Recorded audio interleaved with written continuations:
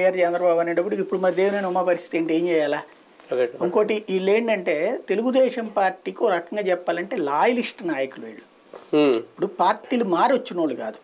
Devineni Uma, Devineni Ramana బతికున్నప్పుడు Telugu Desam party, Devineni Nehru పార్టీలు మారాడు కానీ ఈయన మారలా. ఫ్రమ్ ద బిగినింగ్ పార్టీనే నమ్ముకున్నాడు.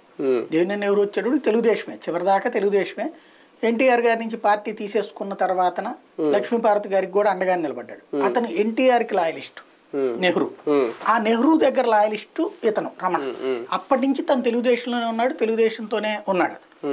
వాళ్ళ అన్న కాంగ్రెస్కి వెళ్ళారు నెహ్రూ, ఈయన మాత్రం తెలుగుదేశంలోనే ఉన్నాడు రమణ.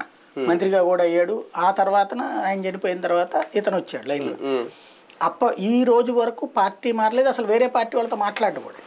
వేరే పార్టీ వాళ్ళ గురించి ఆలోచించడము, వేరే పార్టీలోకి వెళ్దామన్న ఆలోచన ఉండదు ఇతని ఈ రోజు వరకు కూడా. వాస్తవంగా నందిగామ నియోజకవర్గం వీళ్ళది స్ట్రాంగ్, కానీ అది కాస్త ఎస్సీ కన్నా రిజర్వ్డ్ అయ్యేటప్పటికి అప్పటి నుంచి ఇబ్బంది పడతా వచ్చాడు ఇతను. మైలవరం వెళ్లాల్సి వచ్చింది. అంతకుముందు ఓటమి ఎరగని ఫ్యామిలీ, మైలవరం కారణంగా మొన్న ఓటమి ఎరగాల్సి వచ్చింది. ఇప్పుడు కాబట్టి అతనికి సమస్య ఉంటుంది. ఇట్లాగా ఇప్పుడు ఎక్కడైతే ఇప్పుడు అతని పేరు ఏంటి, ఆదిరెడ్డి వాసు అప్పారావు వాళ్ళకి ఉంది రేపు.